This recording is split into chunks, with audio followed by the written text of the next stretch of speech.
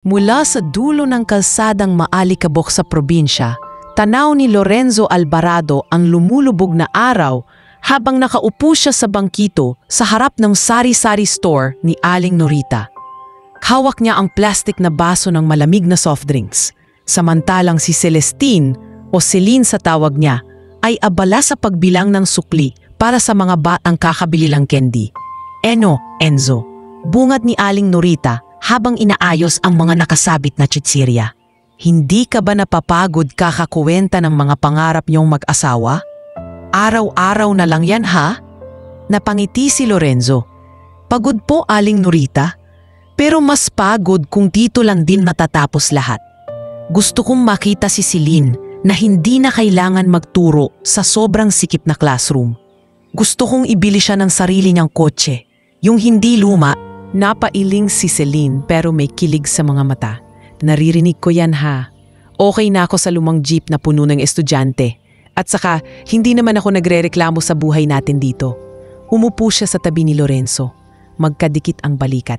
Sa di kalayuan, may mga batang naghahabulan at ang amoy ng nilulutong prito isda mula sa bahay ni Aling Norita ay sumasama sa simoy ng hangin. Hindi ka nagrereklamo, sagot ni Lorenzo. Pero gabi-gabi kang umuuwi na wala ng boses. Halos 40 bata sa isang klase. Tapos ako, sales agent na kumakatok sa bawat pinto para sa insurance na ayaw namang pakinggan ng mga tao. Kung magtitayaga tayo, pwede naman, pero mas pwede kung susugal tayo. Susugal saan? Tanong ni Celine, bagamat alam na niya ang sagot. Maynila, diretsong sagot ni Lorenzo. May nag-alok sa aking company sa Makati. Mas malaki ang komisyon, mas malaki ang tsansa. Baka iyon na yung umpisa ng lahat ng binubuo nating pangarap. Umantanda ang kunot sa noo ni Celine. Iiwan natin sina Mama, si Papa, pati itong buhay na kinalakhan natin? Paano kung hindi tayo magtagumpay? Sumabat si Aling Norita. Nakangiti habang hinihila ang kurtina ng tindahan. Anak, ang pangarap hindi naman sumasabay sa tao kung hindi mo hahabulin. Kung sa tingin mong may mas magandang oportunidad doon, aba, huwag kang matakot. Basta kayo magkasama.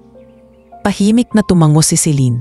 Sa loob-loob niya, may takot, pero mas malakas ang tiwala niya kay Lorenzo. Ilang buwan lang ang lumipas at natupad ang pinag-uusapan nila. Sa isang masikip na apartment sa Mandaluyong, pinagpapawisan si Celine habang nagbubukas ng mga kahon. Amoy pintura pa ang loob ng unit na pagmamay-ari ni Mang Arturo Legaspi, isang matandang, laging nakapayong kahit maaraw. "O Celine," sigaw nito mula sa pasilyo. "Pakisara lang ha yung gripo sa laundry area. Minsan tumutulo yan. At pag may kailangan kayo, kumapok lang kayo sa kabila. Huwag niyo lang kalimutang di malate sa upa." Napailing siya sabay tawa. "Opo, Mang Arturo, pasensya na po kung magulo pa," magalang na sagot ni Celine. Pumasok si Lorenzo, pawis na pawis at may bitbit na 2 supot ng ulam. "Tayon, may libreng paalala na naman si Mang Arturo. Siguro kahit matulog tayo, naririnig pa rin niya tayong humihinga." "Loko ka," natatawang sabi ni Celine. "At least may tirahan na tayo sa Maynila. Hindi man magarbo pero atin to, kahit pinapaupahan lang."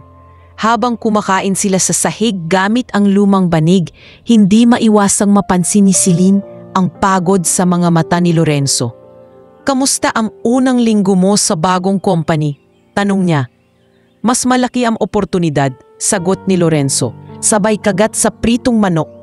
"Mas malaki rin ang pwedeng ikabagsak. Pero okay lang, Celine. Nararamdaman kong nasa tamang direksyon tayo." Makalipas ang ilang buwan, mas lalo pang sumisidi ang trabaho ni Lorenzo. Madalas na itong wala sa bahay pag weekdays. Si Celine naman, pansamantalang hindi muna nagtuturo. Kinuha siya bilang part-time tutor ng mga batang anak ng mayayamang pamilya sa isang private subdivision sa San Juan. Sa tulong ng kababata niyang si Milagros Mila Revilla na nurse sa isang nearby clinic. "Hindi mo alam gaano ako ka-proud sa'yo, Celine." Wika ni Mila isang hapon habang magkasabay silang kumakain ng pansit sa maliit na kantina sa tabi ng klinik. "Dati, puro lesson plan lang ang hawak mo. Ngayon, pati business terms na iintindihan mo na." Hindi pa masyado, natatawag sagot ni Celine. Pero kailangan, di ba? Ang bilis magbago ng Maynila. Kung hindi ako sasabay, maiiwan ako kay Lorenzo at ayokong maramdaman niyang pabigat ako. Hoy, saway ni Mila. Ikaw kaya ang dahilan kung bakit nagsusumikap yon. Huwag mo maliitin sarili mo. Ang importante, magkasama pa rin kayo sa laban. Napatingin si Celine sa cellphone niya. Nakitang walang kahit isang text mula kay Lorenzo simula umaga. Oo, magkasama pa rin kami. Mahina niyang nasabi. Habang may dumaan na bigla ang kaba sa dibdib. Isang gabi umuwi si Lorenzo na may kakaibang ningning sa mga mata. Nakasabit sa leeg niya ang ID ng malaking kumpanya. At nakasuot pa rin ang long sleeves na may logo ng event. Celine, tawag niya pagkapasok. Grabe, hindi mo alam nangyari kanina. Mabilis siyang sinalubong ni Celine. Ano? Kumain ka na ba? May tinola ako oh. Mamaya na yan. Sabik na sabi ni Lorenzo. Nagkaroon kami ng sales rally sa hotel sa Pasig. Ang laki ng ballroom, ang daming ilaw, ang daming managers. Tapos, sa dulo ng program, napahinto siya saka ngumiti ng malaki. Tinawag ang pangalan ko. Ako raw ang top seller ng quarter. Sabi ni Sir Hernando Cuevas, si Lorenzo Alvarado ang ehemplo ng bagong muka ng kumpanyang ito. Celine ang lakas ng palakpakan. Para akong artista. Kumislap ang mga mata ni Celine. Totoo? Enzo, ang galing mo naman? Niyakap niya ito ng mahigpit. Dama ang pawis at amoy ng kulob na sasakyan. Pero ngayon ay parang amoy tagumpay. Kaya natin to, Celine, bulong ni Lorenzo. Konting tiis na lang. Konting taon pa, iba na ang buhay natin. Ilang linggo matapos ang rally, inimbitahan sila ng pinsan ni Celine na si Jerome sa karinderya ni Aling Digna Pilares sa Mandaluyong para sa simpleng salusalo. Maingay, maalikabok, pero masaya. Puno ng mag-anak na nagtatawanan. At sa gilid ay si Ramonito Monyatco, ang batang waiter na hindi mapakali sa pagmamasid sa mga tao. Pasensya na, medyo late ako, sabi ni Lorenzo habang umuupo. Hawak ang cellphone na patuloy sa pag-vibrate. Kanina ka pa naming hinihintay, biro ni Jerome. Na-late na yung pansit sa'yo. Mumiti si Celine pero ramdam ng lahat ang pagod sa kanyang ngiti. Okay lang yun, sanay na kami. Habang kumakain, umatawag na naman ang boss ni Lorenzo. Tumayo siya, lumayo sa mesa. Lagi na lang siyang may tawag, bulong ni Celine kay Mila na nandoon din. Baka kailangan talaga sa trabaho. Maingat na sabi ni Mila. Pagbalik ni Lorenzo, nagsalita si Celine, mahinahon pero ramdam ang pighati. Enzo, pwede bang kahit ngayong gabi, ibaba mo muna yung cellphone? Ang hirap na laging kalahati lang ng oras mo ang meron kami. Sumiklab ang inis sa mukha ni Lorenzo. Ginagawa ko to para sa future natin, Celine. Kung hindi mo nakikita yon, hindi ko na alam. Tahimik na yumuko si Celine, pinipigilan ang luha. Sa gilid ng karinderya napahinto si Mon sa pag-aayos ng mga plato. Nakatingin sa mag-asawang unti-unting nagkakaroon ng unang bitap. Senyales na mga bagyong paparating sa buhay nilang magkasama. Pag-uwi nila mula sa karinderya ni Aling Digna, tahimik lang sina Lorenzo at Celine sa jeep. Tanging ugong ng makina at kalansing ng barya ang maririnig. Nakahawak si Celine sa bakal, nakatingin sa labas, habang si Lorenzo naman ay abala sa pag-check ng mga mensahe sa cellphone. Pagbaba nila sa kanto papunta sa apartment, nauna nang magyakan si Celine. Huminto siya sa harap ng gate at saka humarap kay Lorenzo. Enzo, mahinahon niyang sabi. Ayokong mag-away tayo. Gusto ko lang maramdaman na kasama pa rin ako sa mga pangarap mo. Napabuntong hininga si Lorenzo. Parang nabawasan ng yabang. Kasama ka, Celine. Ikaw nga ang dahilan kung bakit ako ganito magpursige. Pero kung pagbabawalan mo akong tumanggap ng tawag, paano kung oportunidad pala yon? Hindi ko sinasabing bawal, sagot ni Celine. Ang sinasabi ko lang, huwag mo hayaang kaining lahat ng oras mo. Kasal pa rin tayo, Lorenzo. Tumingin siya sa mga mata nito.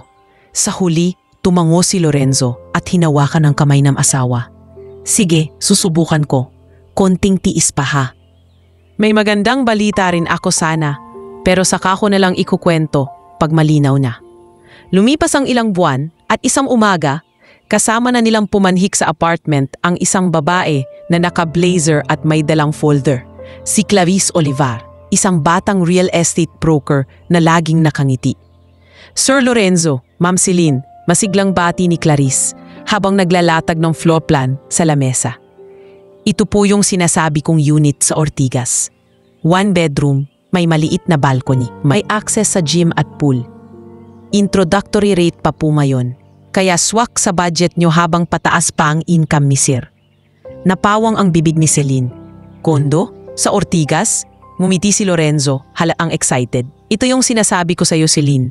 Hindi na tayo makikibathroom sa kabilang pinto. Wala nang tagas sa gripo. Wala nang ingay ni Mang Arturo sa umaga. Biglang sumingit ang boses mula sa pintuan. Uy, narinig ko yan! Biro ni Mang Arturo. May dalang walis.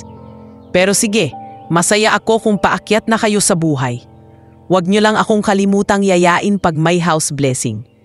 Nagtawanan silang saglit, pero sa loob-loob ni Celine, may halong saya at kaba. Panaalis ni Clarice, nagpuyat si Celine sa pag-compute ng budget. Habang si Lorenzo ay nagbibilang ng projected commissions. Sigurado ka ba rito? Tanong ni Celine. Medyo mabigat ang amortisasyon. Kailangang halos wala tayong sablay. Yan ang dahilan kung bakit lalo akong magtatrabaho, sagot ni Lorenzo. Ito na yung simula, Celine. Kondo ngayon, baka negosyo naman bukas. Paglipat nila sa maliit pero maaliwalas na kondo sa Ortigas, parang nagbukas ang ibang mundo. Sa lobby, may receptionist na si Ate Tami. Laging nakasmile at may "Good morning po, ma'am sir" sa bawat labas-pasok nila. Sa hallway, malamig ang aircon at sa bintana ng unit nila, tanaw ang ilaw ng mga building sa gabi. Parang pelikula. Bulong ni Celine isang gabi habang nakatingin sa city lights, may hawak na tasa ng kape. Lumapit si Lorenzo at niyakap siya mula sa likod. Balang araw, isa sa mga building na yan, atin. Baka naman sobra ka na mangarap, natatawang sagot ni Celine. Hindi, sapat lang. Isang araw, dumating ang imbitasyon mula sa boss ni Lorenzo na si Hernando Cuevas. Business forum sa isang malaking hotel sa BGC. Nakasuit si Lorenzo, may bagong gupit courtesy ni Juntrix at may kaunting pabangong hindi dati niya afford. Bagay na bagay sa'yo, sabi ni Celine habang inaayos ang kwelyo nito. Ingat ka ha, text mo ko pagtapos na yung event. Oo naman, mabilis na sagot ni Lorenzo. Pero ang mata niya ay parang nakatingin na sa susunod na hakbang ng karir niya. Sa forum, puno ng taong naka-Amerikana at best-dressed na mga babae ang ballroom.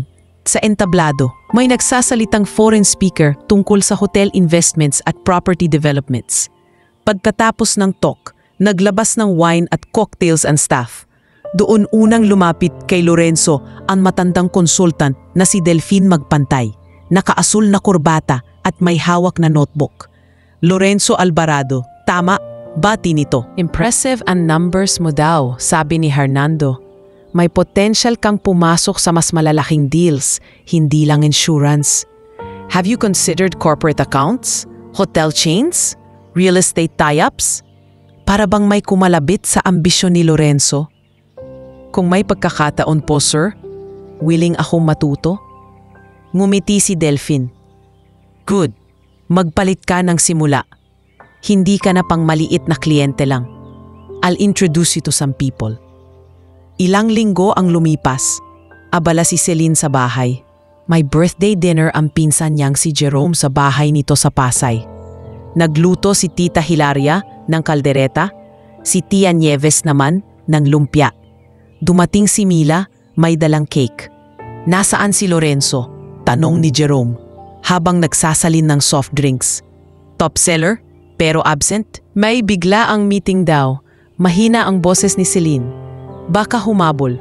7:00 nabing 8:00, naging 9:00. Sa dulo ng mesa, nagkukwentuhan ang mga tiyahin tungkol sa pamangkin na swerte sa buhay, pero hindi maiwasang may mapansing lungkot sa mukha ni Celine. Anak, bulong ni Tia Nieves sa kanya. Mag-ingat ka lang ha. Minsan, kapag masyadong sinasanto ang trabaho, may ibang sinasamba. Nagring ang cellphone ni Celine. Message ni Lorenzo. Sorry, hindi na ako aabot. Big client. Pag-uwi na lang kita babawi. Parang may kumurot sa puso ni Celine pero pinilit niyang ngumiti. Okay lang. Text niya pabalik. Ingat ka. Habang abala ang mga kamag-anak sa videoke, napatingin si Mila kay Celine. Kung gusto mo umuwi na, sasamahan kita. Alok nito. Hindi, ayos lang, sagot ni Celine. Sanay na rin akong maghintay. Sa kabilang panig ng lungsod, sa isang networking night sa rooftop bar na pinamumunuan ni Manager Francine Buendia, nakatayo si Lorenzo sa tabi ni Delphine. Hawak ang basong may yelo. Lorenzo, I want you to meet someone, sabi ni Delphine. Si Bianca Rueda, PR at Events Coordinator. Siya ang utak sa likod ng ilang launch ng mga kilalang hotel. Lumapit ang isang babaeng nakaputing jumpsuit, may mahabang buhok at kumpiyansang ngiti. Hi, I've heard about you, bati ni Bianca. Ikaw daw yung top seller na hindi marunong tumanggi sa kliyente. Napatawa si Lorenzo. At ikaw daw yung PR girl na kayang punuin ang ballroom ng tao sa isang tawag. Magaan ang usapan nila tungkol sa negosyo, kliyente at mga pangarap. Sa bandang gilid, natatanaw ni Francine kung paano unti-unting lumalalim ang kumpiyansa ni Lorenzo sa mundong iyon. Pagkatapos ng event, imbes na diretso umuwi, nagkayaya ang magkape. Dinala siya ni Bianca sa coffee shop ni Chef Emilio Zarate sa Taguig. Maliit pero elegante. May mga painting sa dingding at amoy ng bagong giling na kape. Dito ako nag-iisip ng mga susunod na event, kwento ni Bianca. Tahimik pero may buhay. Umupo sila sa sulok. Dumaan si barista Gio Navarro. Naglagay ng cappuccino sa harap ni Lorenzo at iced latte kay Bianca. Sa dami ng ginagawa mo, paano ka nakakapagpahinga? Tanong ni Bianca. Hindi na ako sanay magpahinga, biro ni Lorenzo. May hinahabol akong oras, may pangakong kailangan tuparin. Para sa sarili mo? Balik tanong ni Bianca. O para sa iba? Sandaling natahimik si Lorenzo. Sa isip niya, sumulpot ang muka ni Celine. Nakangiti sa balcony ng kondo. Hawak ang tasa ng kape. Pero sa harap niya ngayon, naroon si Bianca. Nakatingin, nakikinig. Pareho sagot niya sa huli. Para sa sarili ko. At para sa isang taong matagal nang naniniwala sa akin. Ngumiti si Bianca, pero may kakaibang liwanag sa mata. Sa gabing iyon, habang unti-unti nang nauubos ang kape, hindi pa alam ni Lorenzo na sa simpleng pag-upo sa coffee shop na iyon, may bagong landas na siyang tinatahak. Landas na unti-unting maglalayo sa kanya sa babaeng matagal na niyang pinangakuan ng magandang buhay. Kinabukasan, parang hindi nawala sa isip ni Lorenzo ang tawa ni Bianca sa coffee shop ni Chef Emilio. Habang nasa opisina, hawak niyang ballpen pero ang utak niya ay wala sa mga pulisiyang kailangan niyang ipasa. Sa kabilang mesa, abala ang sekretary na si Lara Fuentebella sa pagbibilang ng mga pirma. Paminsan ay patagong sumusulyap kay Lorenzo. Sir, may meeting po kayo mamaya with Sir Hernando at si Sir Delphine. Nadagdag din daw si Mr. Marcos Del Villar ng Del Villar Events. Paalala ni Lara. Ay oo, salamat Lara. Kinuha ni Lorenzo ang schedule. Pero nang makita ang pangalan ni Marcos, naalala niya ang sinabi ni Delphine kagabi. I'll introduce you to some people. Nang dumating sila sa conference room, nandoon na si Hernando, nakakunot noo sa laptop, at si Delphine na nakasandal, parang kampanteng-kampante. Ilang sandali pa, pumasok ang isang lalaking nasa late 40s, may dating at nakaitim na blazer, si Marcos Del Villar. Kasama ang isang babeng nakasimpleng blouse at slacks na nakangiti at pamilyar, si Bianca. Lorenzo, we meet again, bati ni Bianca. Parang walang pagitan ang gabi at araw sa kanila. Pinakilala ni Delphine, Marcos, ito yung kinukwento ko sa iyo. Kayang magdala ng corporate accounts. Lorenzo, si Marcos. May hawak na event company na humahawak sa malalaking hotel launches. And Bianca, of course, you already know. Sa meeting, pinag-usapan nila ang posibilidad ng pagsama ni Lorenzo sa mga package na ino-offer ng Del Villar Events sa mga hotel. Insurance para sa staff, guests, at iba pang partner companies. Habang tumatagal ang diskusyon, napapansin ni Marcos kung gaano kadaling magpalitan ng tingin sina Lorenzo at Bianca. Maganda to, sabi ni Marcos sa huli habang tinitiklop ang folder. Kung okay sa'yo, Lorenzo, we can start by making you our preferred insurance partner sa mga event namin. Pero kailangan committed ka, minsan late nights, weekend events. Napatango si Lorenzo, halatang ganado.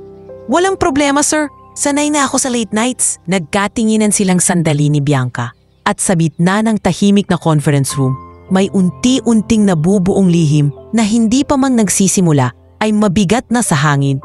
Dumaan ang mga linggo at totoo ang sinabi ni Marcos. Madalas nang may meeting sa opisina ng Del Villar Events sa Makati.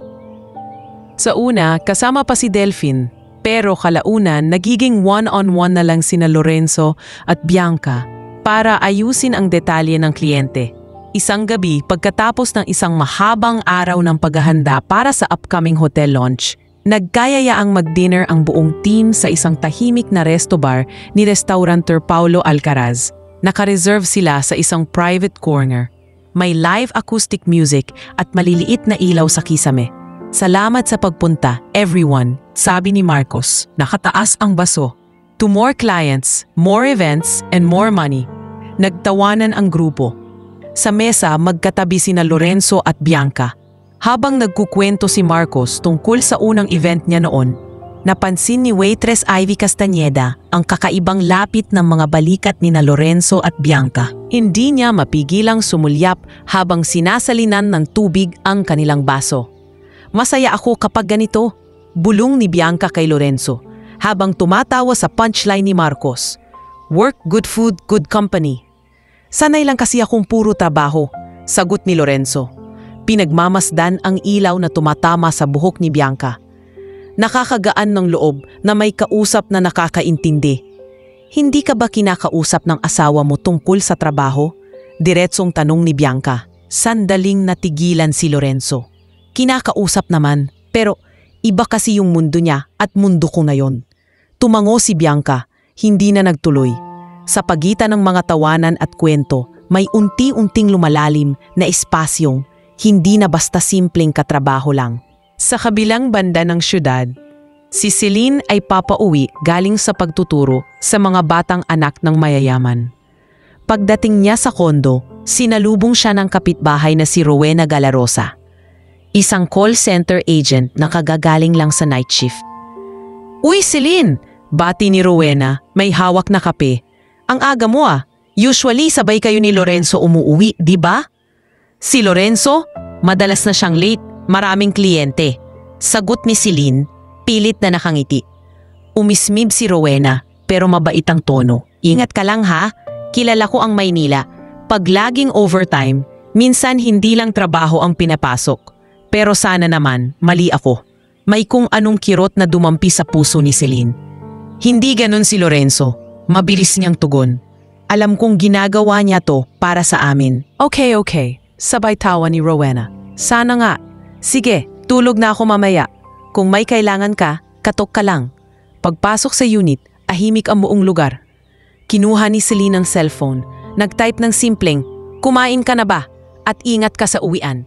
Ilang oras ang lumipas, walang sagot. Kinabukasan, napansin ni Juntrix sa barbershop na mas maate na si Lorenzo sa pagpapatabas ng buhok. Sir Lorenzo, biglang naging artista ang peg-a. Biro ni Juntrix habang ginugupitan siya. Bagong girlfriend ba yan? O bagong boss? Naku Jun, project lang, sagot ni Lorenzo. Pero hindi maitago ang ngiti. Kailangan presentable sa mga kliyente. Sabi ni Juntrix, nakataas ang kilay. Basta tandaan mo sir, pag sobrang kinis sa labas, sana ganun din sa loob. Mumiti lang si Lorenzo. Nagbiro patungkol sa tip. Pero sa salamin, kahit siya mismo ay hindi na masyadong makilala ang sarili. Mas maayos mag-ayos, mas kumpiyansa, mas malayo sa simpleng lalaking umupo sa sari-sari store ni Aling Norita noon. Isang gabi, hindi na mapigilan ni Celine ang kutob. Tinawagan niya ang opisina ni Lorenzo at nakasagot si Lara. Hello, good evening. Office of Mr. Lorenzo Alvarado. Magalang na sagot ni Lara. Hi Lara, si Celine to, asawa niya. Nasa office pa ba si Lorenzo? Maingat ang boses ni Celine. Saglit na katahimikan. Ma'am, actually, maaga pong umalis si Sir kanina. Mga alas 5 pa lang, lumabas na po siya with a client meeting daw. Akala ko nga po, magkasama tayo. Parang nalaglag ang dibdib ni Celine. Ah, ganun ba? Sige, salamat Lara. Pagkababa ng tawag, dumiretso siya sa balcony. Sa isip niya, Tumatak ang larawan ni Lorenzo na maagang umalis sa opisina, pero wala pang uwi hanggang ngayon. Sa mesa sa sala, nakapatong ang isang resibo na nakita niya isang gabing umuwi itong pagod. Dinner for two sa restaurant ni Paolo. Dalawa lang naman ang pwedeng kasama mo doon. Bulong ni Celine sa sarili. Pilit hinahati ang pagod at lungkot. Sa labas ng balcony, malamig ang hangin. Umupo siya sa bangko, tahimik na umiyak. Sa ibaba, may asong gala na tinatawag ng isang matandang lalaki. Si Carding Malikdem, kapitbahay na laging may dalang tali. Akala ni Carding, umuubo lang ang naririnig niya. Pero luha pala ng isang asawang unti-unting nabibitawan ang tiwala. Habang pinupunasan ni Celine ang kanyang mga mata, hindi niya alam kung saan magsisimula. Sa pagdududa ba? Sa galit? O sa pagkapit sa pangakong matagal na nilang binitawan sa isa't isa? Samantala, sa kabilang dulo ng lungsod, nakaupo si Lorenzo sa isang mesa sa restaurant, kaharap si Bianca, at tuluyan ng nilalakaran ng manipis na linya sa pagitan ng trabaho at pagtataksil. Kinabukasan, namamaga pa ang mga mata ni Celine habang nagtitimpla ng kape. Maaga na namang umalis si Lorenzo. Hindi man lang nagtanong kung bakit tila puyat siya. Iniwan lang sa mesa ang isang mabilis na, "May maaga akong meeting," line. "Huwag ka na magpuyat sa kakaisip." Tinitigan ni Celine ang tasa sa kamarahang napabuntong hininga. Habang lumalamig ang kape, parang ganun din ang nararamdaman niya sa loob. Unti-unting nanlalamig. Pagkatapos maglinis ng unit, bigla siyang nag-text kay Mila. "Mil, free ka ba mamaya? Gusto ko lang may makausap." Halos agad ang reply. "Off-duty ako this afternoon. Kita tayo sa usual, sa tabi ng LRT. May gusto akong i-share sa'yo." Sa maliit na karinderya malapit sa LRT, pagmamay-ari ni Mang Obet Lizada, nagkaharap sila ni Mila sa lumang mesa. Maingay sa paligid. May naglalaro ng tong-it sa gilid. May batang umiiyak. Pero doon lang sa pagitan ng dalawang tasa ng kape, umiikot ang mundo ni Celine. "Tingnan mo yung eyebags mo," biro ni Mila, pero may pag-aalala. "Hindi na yan kay Lorenzo lang. Baka kailangan mo na rin talagang isipin sarili mo." Umiling si Celine. "Ayokong maging selfish, Mila. Pero minsan naiisip ko, paano kung ako naman? Paano kung habang abala si Lorenzo sa pangarap niya, subukan ko ring buuin yung sa akin?" "Nakatali ba sa kanya ang paa mo?" sagot ni Mila. "Teacher ka, Celine. Marunong ka sa numbers, sa tao, sa buhay. Hindi ka tinadhana para lang maghintay sa sala." May hinugot na papel si Mila mula sa bag. "By the way, may nakita akong poster sa Universidad sa Manila. Short business course, pang working professionals, part-time, weekend classes. Naalala kita." Kinuha ni Celine ang pinilas na poster. Basic Accounting and Entrepreneurship for Non-Business Majors. Dean Alfredo Sandico. Binasa niya ng pabulong. "Short course lang. Enroll ka." Pangumumbinsi ni Mila. "Kung hindi ka papayagan ni Lorenzo, at least alam mong sinubukan mo para sa sarili mo. Hindi lang para sa kanya." Tahimik na napatingin si Celine sa poster. Sa unang pagkakataon, naramdaman niyang may isa pang daan bukod sa pagiging asawa at tagapag-antay. Ilang linggo ang lumipas at natagpuan ni Celine ang sarili sa loob ng classroom sa Universidad sa Maynila. Nasa harap ang puting pisara, may projector at sa gitna ay nakatayo si Dean Alfredo Sandico. Seryoso pero kalmado. "Good morning everyone," bungad nito. "Kung nandito kayo, ibig sabihin, gusto niyong matutong hawakan hindi lang ang sweldo niyo, kundi pati kinabukasan niyo." Nasa likod si Celine, tahimik na nakikinig. Sa tabi niya ay isang babaeng may maliit na ukay-ukay shop. Sa kabila naman ay isang lalaking nagde-deliver ng tubig. Hindi siya nag-iisa sa paghahanap ng bagong direksyon. Habang tinatalakay ni Dean Alfredo ang basic accounting, mga debit at credit, cash flow, parang unti-unting nagbubukas ang isang pinto sa isip ni Celine. Nang magbigay siya ng sagot sa tanong tungkol sa simpleng balance sheet, napalingon ang ilang kaklase. "Very good, miss," tanong ni Dean. "Alvarado po." "Celestine Alvarado," sagot niya medyo nahihiya. "You have a good grasp," wika ni Dean. Sayang kung hindi mo magagamit yan sa mas malaking bagay. Sa unang pagkakataon, may ibang taong tumingin sa kanya hindi lang bilang asawa ni Lorenzo, kundi bilang taong may sariling kayang patunayan. Pagkatapos ng ilang sessions, may inirekomenda si Dean na seminar sa isang kilalang hotel ballroom sa Quezon City. Business and Hospitality Ventures. Pinag-isipan ni Celine kung pupunta pero pinilit niya ang sarili. Sa araw ng seminar, suot niya ang pinakamaayos niyang blouse at slacks. Pagpasok niya sa ballroom, naaliw siya sa laki ng lugar. Magarang ilaw, mahabang mesa at mga taong pormal ang bihis.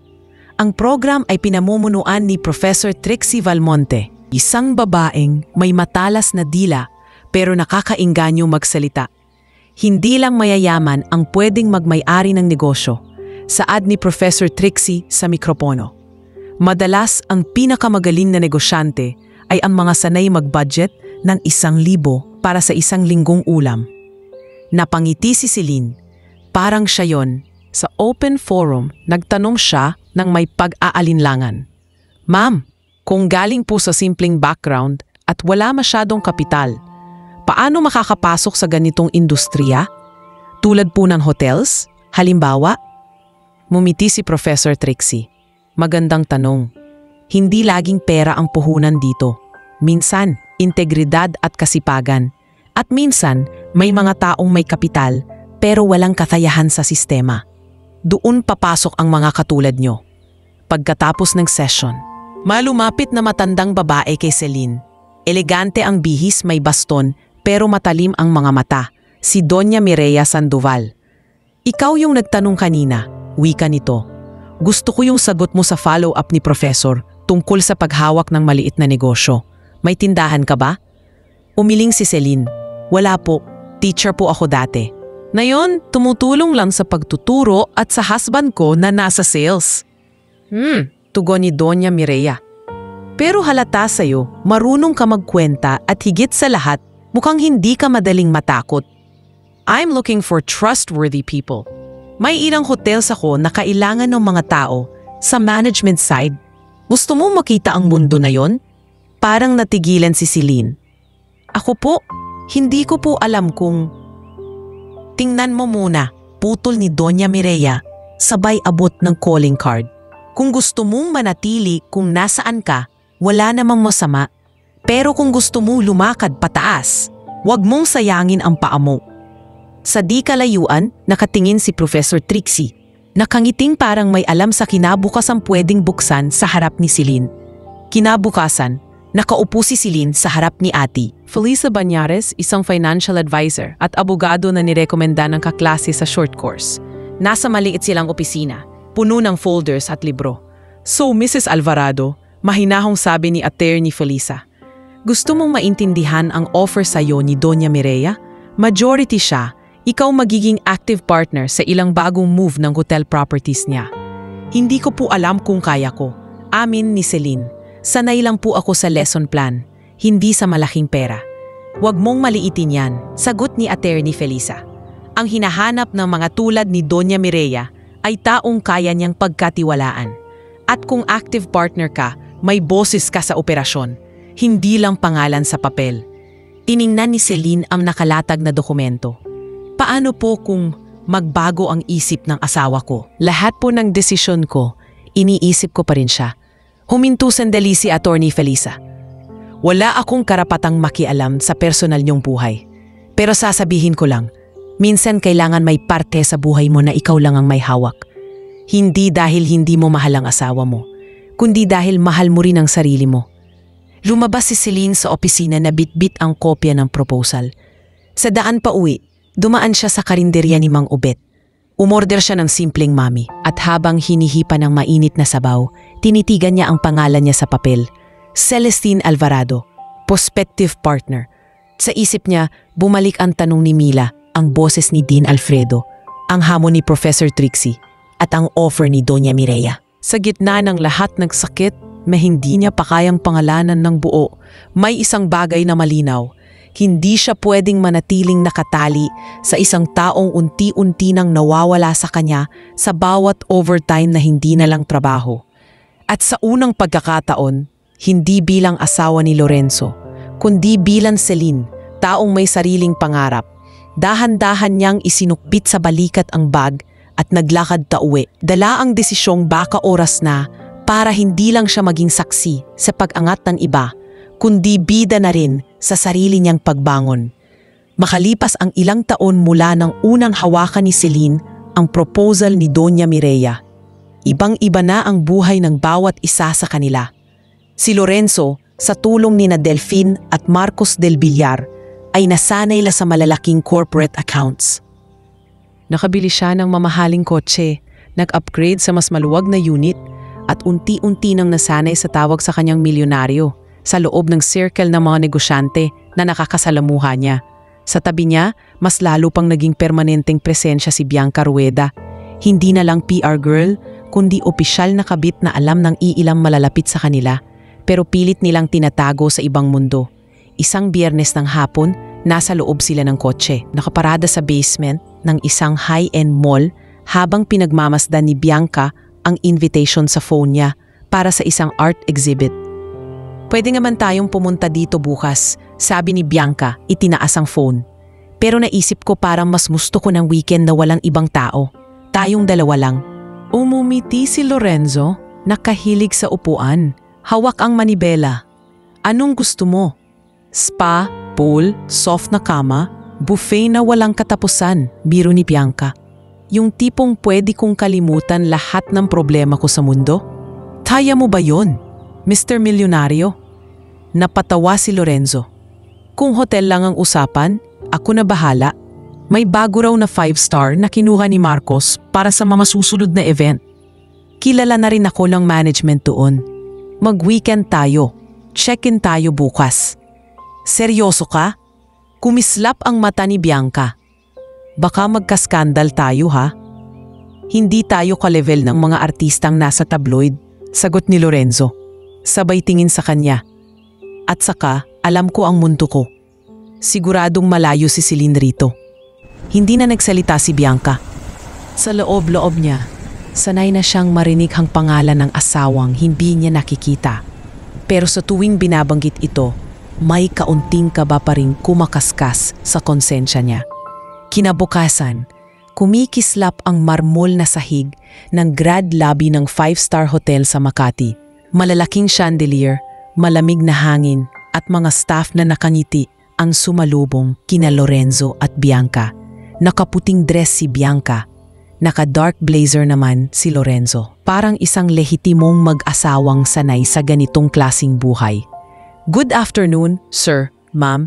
Welcome," bati ng bellboy na si Efren Soliman habang inaabot ang maleta ni Bianca. Lumapit sila sa front desk kung saan naroon si Mira del Rosario, front desk officer na polished ang ngiti at kilos. Sa gilid, pinagmamasdan sila ni hotel manager Selwyn Araneta, tahimik na tine-check sa tablet ang mga bookings. "Reservation under Lorenzo Alvarado," wika ni Lorenzo. Inilagay ang credit card sa counter. Mabilis na nag-type si Mira sa computer. "Yes sir, we have your booking for a corner suite, 2 nights. Nakalagay din po dito na VIP client kayo ng isa sa mga partner naming kumpanya. I'll check if we can upgrade your room." Mumiti si Lorenzo. Sanay na sa ganitong trato. Kahit anong makapagpapasaya sa kasama ko, sabay tingin kay Bianca. Napailing si Bianca sa biro, pero halatang natutuwa. Si Mira, bagamat sanay sa mga sweet na magpartner, hindi maiwasang mapansin ang kakaibang kapal ng pagkakahawak ni Lorenzo sa kamay ng babae. Lumapit si Selwyn, nakangiti. "Sir Lorenzo, tama po ba? Naka-attend na po kayo sa ilang events dito sa amin before, no? On record, kayo po yung isa sa top client sa corporate insurance. We're very happy to have you staying as guest this time." "Ganun ba?" sagot ni Lorenzo, may halong yamang. "Mukhang magiging mas masaya pa ako sa stay na to." Nag-usap sandali sina Selwyn at Mira sa tabi. Pagbalik ni Mira, lalo pang gumanda ang ngiti niya. "Sir, we've upgraded you to our executive suite overlooking the city. Complimentary po dahil isa kayo sa valued partners ng bagong may-ari ng hotel." "Bagong may-ari?" tanong ni Bianca, napakunot ang noo. Sino? Confidential pa po yung full details, ma'am, sagot ni Mira, magalang. Pero officially introduced na po sila today. Nasa schedule namin ang arrival ng majority shareholder mamaya. May konting internal welcome walkthrough. Nagkatinginan sina Lorenzo at Bianca. Sandaling kumaba si Lorenzo, pero mabilis niya rin itong binalewala. Patuloy sa pagtatype si Mira, inihahanda ang keycards. Habang inaabot na ni Mira ang keycard kay Lorenzo, biglang nagkaroon ng konting ingay sa may entrance. Napalingon ang ilang guests, pati na ang staff. Pumasok sa lobby ang ilang taong naka-business attire, kasama ang ilang security at assistants. Sa unahan, andun si Doña Mireya Sandoval, naka-eleganteng damit na pastel, may baston, pero matatag ang tindig. Sa tabi niya, ang operations director na si Reynaldo Ray Aquino. Hawak ang isang folder at may suot na hotel ID. Sa likuran nila, may 2 interns at ilang managers. At sa gitna ng grupo, nakasuot ng maayos na cream-colored na blazer, simple pero marangal, ay si Celine. Saglit na parang nag-freeze ang oras para kay Lorenzo. Good afternoon, Ma'am Celestine. Masiglang bati ni Mira, agad na lumabas mula sa likod ng counter. On behalf of the staff, welcome po, majority shareholder ng Sandoval Alvarado Hotel Group.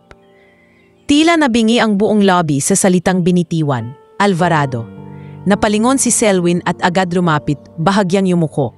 Ma'am Celine, it's an honor. We're very grateful sa tiwalang binigay niyo sa buong team. Ngumiti si Celine, maayos at profesional. Salamat, Selwyn. Sana tuloy-tuloy nating mapaganda ang operasyon dito. Sa likod niya, nagbulungan ang ilang staff. Si Efren, ang bellboy, hindi alam kung saan tatayo. Si Mira naman ay pilit pinapanatili ang composure. Sa isang couch malapit sa kanila, nakaupo si businesswoman Harriet Gonzaga, na saksi sa lahat habang nag-aantay ng kamiting. Hindi pa rin makakilos si Lorenzo. Nakatayo siyang parang estatwa. Hawak pa rin ang keycard na inilapad ni Mira sa counter. Sa tabi niya, unti-unting namumutla si Bianca. Nagtagpo ang mga mata ni Celine at Lorenzo. Isang iglap lang, pero sapat para muling bumalik sa alaala ni Lorenzo ang lahat. Ang sari-sari store ni Aling Norita. Ang maliit na apartment ni Mang Arturo. Ang balcony kung saan niyang pinangakuan si Celine ng magandang buhay. Sir, okay lang po ba kayo? Mahina at kinakabahang tanong ni Mira. Napansin ang pamumutla ni Lorenzo. Hindi siya sumagot. Tahimik na lumapit si Celine sa counter, hindi inaalis ang titig kay Lorenzo, pero wala sa tono niya ang eskandalo. Sa halip, malamig na dignidad ang dala niya. Selwyn, wika niya, sapat lakas para marinig ng staff at ng ilang guests na napapatingin na, pakisigurong ang maayos ang serbisyo sa lahat ng bisita. Tumigil siya saglit sa kadahan-dahang idinugtong, hindi inaalis ang tingin sa magkahawak kamay na sina Lorenzo at Bianca. Lalo na, aniya, sa mga mahilig magdala ng hindi kanila. May mahinang paghuni ng aircon, may kaluskos ng damit ni Doña Mireya, at may impit na hingang pinigil ni Bianca. Si Harriet Gonzaga, na nagpapanggap na abala sa phone, hindi napigilang tumaas ang kilay. Pagkatapos bitawan ang mga salitang iyon, tumango si Celine kay Mira. Please, ipagpatuloy niyo na ang araw niyo, sabi niya. Marami pa tayong dapat ayusin. Sabay alikod, naglakad siya patungo sa elevator, kasama sina Doña Mireya at Ray. Habang ang ilang staff ay kusang nagbigay daan, halatang may paghanga sa bagong may-ari nila. Naiwan sa lobby si Lorenzo, naninigas sa lugar, hawak ang keycard na parang biglang naging mabigat na batong nakapatong sa konsensya niya. At si Bianca, hingal sa katahimikan. Alam na mula sa araw na iyon, hindi na simpleng pagtatago lang ang kasalanan nila, kundi lantad ng sugat sa lugar na pagmamay-ari mismo ng babaeng minsan niyang pinangakuan ng buong mundo. Hindi pa rin makakilos si Lorenzo kahit matagal nang nalunok ng elevator si Celine at ang delegasyon nito. Nakasandal siya sa counter, hawak ang keycard na parabang mainit na bakal. Si Bianca naman, nakayuko, pinipisil ang strap ng bag niya. Lorenzo, mahina niyang bulong, halos pakiusap. Baba na lang kaya tayo? Uuwi na lang ako. Sumingit si Selwyn. Pilit pinapanatili ang profesional na tono. Sir, ma'am, kung gusto niyong ituloy ang stay, pwede ko kayong samahan sa suite. Kung hindi, we can cancel the second night. Nasa inyo po yan. Napakagatlabi si Lorenzo. Ramdam niya ang mga matang nakatingin mula sa iba't ibang sulok. Si Harriet Gonzaga sa couch, ang bellboy na si Efren, pati si Mira na pilit umiiwas ng tingin. Huwag na, sagot ni Lorenzo. Pilit tumitibay ang boses. Aakyat kami. Nandito na rin kami. Napatingala si Bianca. Gulat. Sigurado ka ba dyan? Hindi na mababawi ang nakita niya. Sagot niya, malamig. At least tapusin na natin to. Huwag tayong magmukhang tumatakbo. Walang nagawa si Bianca kundi sumunod. Tahimik silang sumakay ng elevator. Kasabay ni Efren na may hawak na maleta.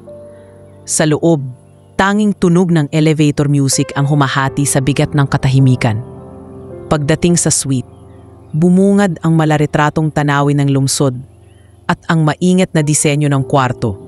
Malalambot na kurtina, malinis na linya ng furniture, mga ilaw sa ceiling na idinisenyo ni interior designer Garrett Season para magbigay ng relaxing vibe. Pero sa mga oras na iyon, hindi ito naging santuaryo, kundi kulungan ng kahihiyan. Ihahatid ko na po dito ang gamit, sir. Maingat na sabi ni Efren, inilapag ang maleta at agad ding nagpaalam. Parang ayaw madamay sa tensyon sa loob. Pagkasara ng pinto, unang nagsalita si Bianca. Hindi mo sinabi sa akin na asawa mo pala ang may-ari ng hotel na to. Nanginginig ang boses niya. Lorenzo, ano to? Anong klaseng gulo to? Huminga ng malalim si Lorenzo, hinubad ang blazer at ibinato sa sofa. Ni sa panaginip, hindi ko inakalang siya ang magiging majority owner. Nasa negosyo siya ni Doña Mireya. Oo, pero akala ko ibang properties. Hindi to. Pero asawa mo siya, giit ni Bianca, halos mapaiyak. Alam kong malito simula pa lang, pero hindi ko inasahang ilalantad tayo ng ganito. Sa lobby, sa staff, sa harap ng pangalan niya na nakasabit dito. Napaupo si Lorenzo sa gilid ng kama, hinahagod ang mukha. Alam ko, at wala na akong maibibigay na palusot para sa ginawa ko. Lorenzo, ayoko nang maging parte nito. Tuluyan nang tumulo ang luha ni Bianca. Hindi ko kayang maging yung babaeng titingalain ng staff dito bilang kabit ng lalaking ang apelido, nakalagay sa logo ng hotel. Kailangan kong lumayo. Tahimik lang si Lorenzo. Sa unang pagkakataon, pagkatapos ng matagal na panahon, wala na siyang maipangakong aayusin ko. Tanging pag-iling at pag-amin na lang sa sarili. Siya ang sumira. Kinagabihan maagang umuwi si Lorenzo sa kondo. Pagpasok pa lang niya, naramdaman niyang may kakaiba. Sa mesa, nakalatad ang mga papeles, may ilang envelope at nakaupo roon si Celine. Maayos ang postura, kasama ang isang lalaking nakabarong, si Attorney Rosalio Inton. Sa gilid, nakatayo si Ma'am Arturo. Hawak ang reading glasses. Halatang naiilang pero nakiusap na maging testigo sa ilang lumang dokumento na may kinalaman sa upa at address nila noong bagong kasal pa sila. Umupo ka, Lorenzo. Malamig na sabi ni Celine. Kailangan nating pag-usapan to. Celine, tungkol doon sa, it's okay. Putol ni Celine. Hindi mo kailangang magpaliwanag sa nangyari sa lobby. Sapat na yung nakita ko. Sumingit si Attorney Rosalio, profesional ang tono. Mr. Alvarado, matagal lang pinag-iisipan ni Mrs. Alvarado ang paghihiwalay niyo. Ang nangyari kanina ay hindi simula, kundi kumpirmasyon. Nandito po ang inisyal na draft para sa annulment at paghahati ng ari-arian. Napatingin si Lorenzo sa pangalan niyang nakasulat katabi ni Celine. Parang lumiliit ang mundo niya habang binabasa ang linya ng conjugal properties at support. Ma'am Arturo, napalingon siya sa matanda. Bakit? Bakit nandito ka? Nagkibit balikat ang matanda. May lungkot sa mata. Tinawag ako ni Celine para maging testigo na dito kayo unang nagsimulang mag-asawa, anak. Hindi ko inakalang aabot kayo sa ganito. Pero kung ano man to, sana hindi mo makalimutang minsan, dito nyo sinimulang manarap. Hindi nakaimik si Lorenzo. Sa huli, pinirmahan niya ang ilang acknowledgement. Hindi pa man tapos ang proseso, pero malinaw na ang direksyon. Papalayo. Ilang araw matapos noon, nagkaroon ng family meeting sa restaurant ni Chef Lalaine Obispo. Pamilyar na kay Lorenzo ang lugar. Dito dati ginaganap ang ilang client lunch niya. Ngayon pamilya naman ang kausap niya.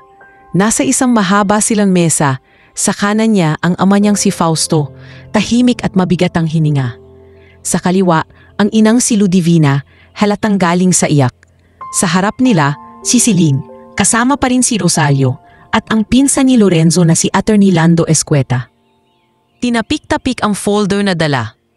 Ano naman tong narinig namin? Pasimulang tanong ni Ludivina, nanginginig ang boses. Nagkagulo daw sa hotel. Rinig sa mga kaibigan ko sa simbahan. Totoo ba yung may babae ka? Sa harap ng asawa mo pa? Ma, hindi ko ginustong. Tama na, Loring. Pigil ni Fausto. Mababa pero matigas ang tone. Hindi mo na mababalik ang respeto na nawala. Ang tanong na lang, paano mo haharapin tong ginawa mo? Tiningnan ni Celine ang dati niyang mga biyanan. Hindi ko po kayo dinala rito para pagharian si Lorenzo. Mahinahong sabi niya. Gusto ko lang maging malinaw na tapos na ang sa amin bilang mag-asawa. Pero bilang ama ng anak ko, hindi ko siya puputulin sa buhay namin. Ano pa bang magagawa namin? Umiiyak na wika ni Ludivina. Wala naman kaming alam sa mga ganyang hotel-hotel na iyan. Ang alam lang namin, pinakasalan ka ng anak namin at sinira niya yon. Sumingit si Attorney Lando. Pilit pinapakalma ang sitwasyon. Tita, tito, magaan at maayos ang hinihingi ni Celine sa usaping legal. Wala siyang hinihinging sobra sa dapat lang. Mas pinipili niya pang protektahan ang pangalan ng anak nila kaysa mag-eskandalo. Tahimik lang si Lorenzo. Sa dami ng kliyenteng napaniwala niya noon, ngayon kahit ang sarili niyang ama't ina, hindi na niya kayang kumbinsihin. Samantala, si Bianca ay pakawalang lumilipad na walang direksyon. Sa tulong ng kaibigan niyang DJ na si Rico Andal, nakahanap siya ng maliit na apartment sa Quezon City, malapit sa isang bar kung saan madalas itong tumugtog. Sigurado ka dito ka muna titira? Tanong ni Rico habang bitbit ang kahon ng gamit niya. Wala ka bang pwedeng balikan sa pamilya mo? Mas okay na to, sagot ni Bianca. Pinagmamasdan ang masikip na kwarto. Ayoko munang may nakakakilala sa akin. Ayoko munang marinig ang apelido niyang yun. Lumapit si Rico seryoso. Hindi ikaw ang may asawa. Pero alam kong may parte ka sa nangyari. Kung gusto mong magsimulang muli, kailangan mong tanggapin yun. Tahimik siyang tumango. Sa gabi habang pinapatugtog ni Rico ang mellow na kanta sa bar. Si Bianca naman ay nakatitig sa ilaw ng maliit niyang kwarto. Tinatanggap na ang lahat ng ganda at saya ng mundo ni Lorenzo ay maaaring hindi kailanman para sa kanyang pangmatagalan. Sa isang bar naman sa Mandaluyong na pinamumunuan ni barkada bartender Noel Regino, mabilis kumalat ang kwento tungkol sa hotel incident. May staff na galing sa 5-star hotel na doon nagiinuman. At sa pagitan ng tagay, hindi maiwasang ikwento ang nasaksihan. Alam mo yun, pre, bulalas ng isang waiter, yung kabit, dala-dala pa niya sa hotel na pag-aari pala ng misis. Grabe yung eksena, parang telenovela. Ang apelyido pa nila, nasa pangalan ng hotel, dagdag ng isa, humahagalpak sa tawa. Ay ewan, ang yaman na hindi pa nakontento. Sa kabilang dulo ng bar, tahimik na nakikinig ang isang kilalang negosyanteng si Victoriano Lim, simpleng nakapolo lang. Nabanggit na sa kanya ni Lorenzo dati ang proposal para sa isang malaking corporate account. Pag-uwi ni Victoriano, binuksan niya ang email at nag-type ng maigsing mensahe sa sekretary niya. Cancel all pending negotiations with Lorenzo Alvarado. Wika niya, we don't need that kind of publicity tied to our name. Sa isang iglap, ang reputasyong matagal inipon ni Lorenzo unti-unting gumuho. Hindi dahil sa bagsak ng ekonomiya, hindi dahil sa malas sa negosyo, kundi dahil sa isang desisyong akala niya'y kaya niyang itago magpakailanman. Makalipas ang 2 taon, parang ibang buhay na ang ginagalawan ni Celine. Sa executive floor ng main office ng Sandoval Alvarado Hotel Group sa Maynila, maaliwalas ang opisina niya. Glass walls, ilang potted plants, at picture frame ni na Doña Mireya at Amara sa mesa. Nasa harap niya si Jackie Ocampo, HR head, may hawak na folder. Ma'am Celine, finalized na po ang list ng mga staff na ililipat sa Cebu branch. Ulat ni Jackie. Handa na rin ang training modules. Salamat Jackie. Sagot ni Celine, mahinahong nakangiti. Siguruhin mong maayos ang paglipat nila. Ayoko nang may maramdamang parang basta lang itinapon sa probinsya. Dapat maramdaman nilang promosyon ito, hindi parusa. Tumango si Jackie. Kaya kayo hinahangaan ng staff, ma'am.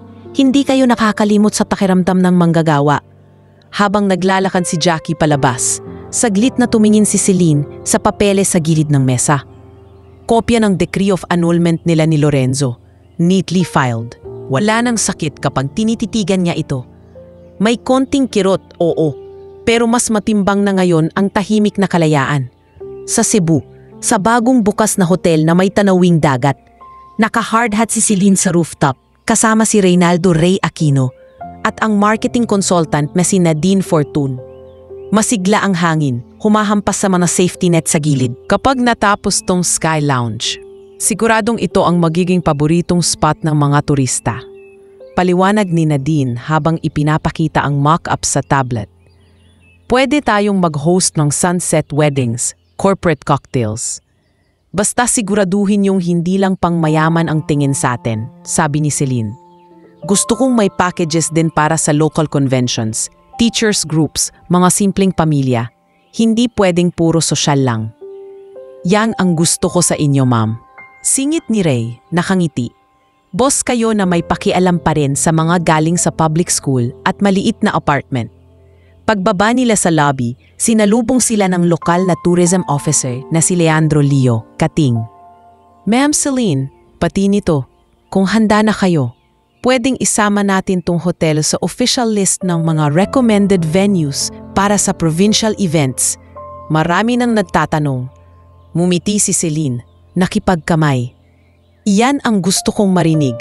Gusto kong maging bahagi ng pag-angat ng turismo, hindi lang kumita.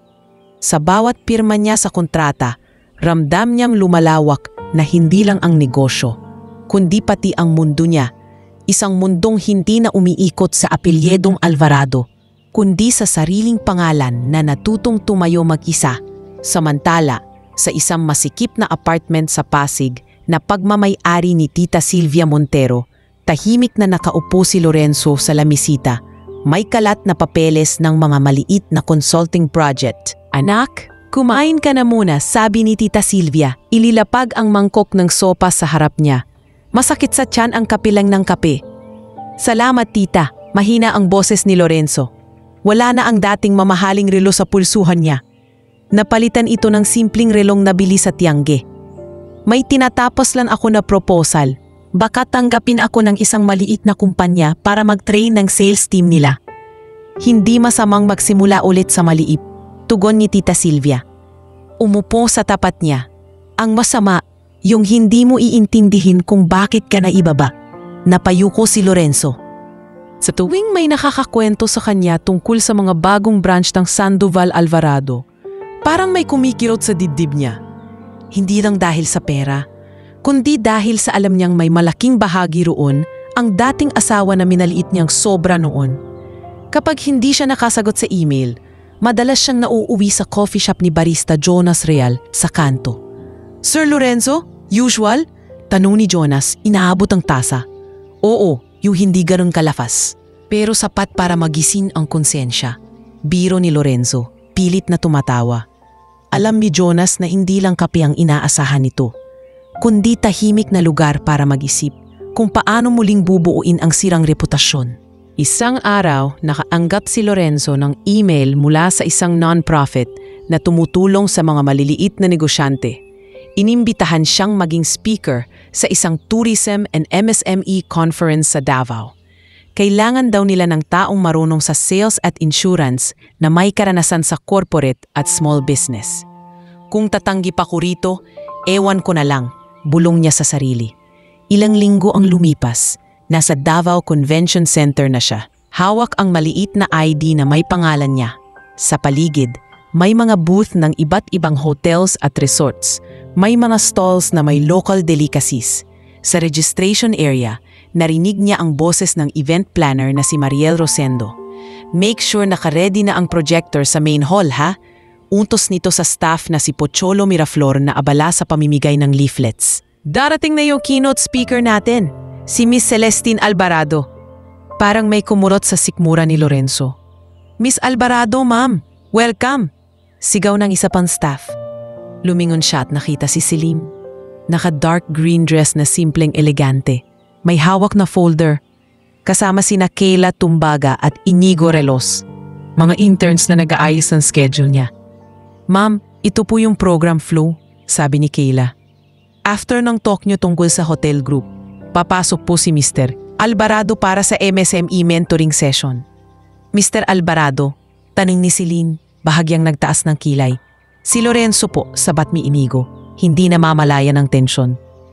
Sabi po ng organizers, siya daw yung magaling magbenta dati pero ngayon tumutulong na raw sa maliliit na negosyo. Uninspiring po, di ba? Sandaling natahimik si Celine bago ngumiti. Ah, ganun ba? Sige, sundin natin ang programa. Sa loob ng main hall, matapos magbigay ng inspiring talk si Celine tungkol sa pag-expand ng hotel group at ang partnership nila sa mga lokal na komunidad, sabay palokpak ng mga tao. Sa likod ng stage, nakapila ang susunod na speakers kasama si Lorenzo. Next, we will hear from Mr. Lorenzo Alvarado, anunsyo ni Mariel sa mikropono. Isang consultant na tumutulong sa mga maliliit na negosyante. Dating corporate hotshot, ngayon ay mas malapit sa masa.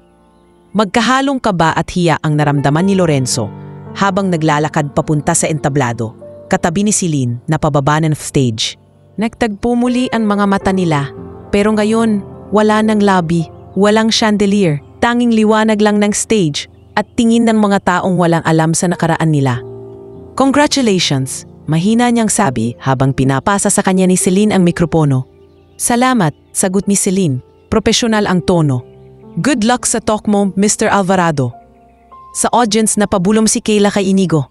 Ang cool ni man, no? Parang hindi mo isiping ex niya yon kung hindi mo alam. Pagkatapos ng talk, sa gilid ng hall, habang abala si Pocholo sa pamimigay ng leaflets, nilapitan ni Lorenzo si Celine. Celine, mahina niyang simula. Alam kong huli na, pero gusto kong sabihin sa'yo, nagsisisi ako sa lahat ng ginawa ko. Hindi na kita hinihiling na balikan ako. Ang gusto ko na lang, wag mo sana akong ituring na ganap na estranghero sa buhay ng anak natin. Tumingin si Celine sa kanya. Hindi na may galit, kundi may pagod at pag-unawa. Lorenzo, sagot niya mahinahon, hindi mo na mababago ang nakaraan. Pero may magagawa ka pa sa hinaharap. Huwag mo nang sayangin sa paghabol sa akin. Ayusin mo na lang kung paano ka magiging tatay kay Amara. Tinawag siya sa stage para sa group photo. Bago siya umalis, tumango siya kay Lorenzo. Hindi iyon pangakong ibabalik ang dati. Pero sapat na pahiwatig na may puwang pa sa mundong hindi na mag-asawa ang turing nila sa isa't isa. Kundi dalawang taong parehong nasaktan.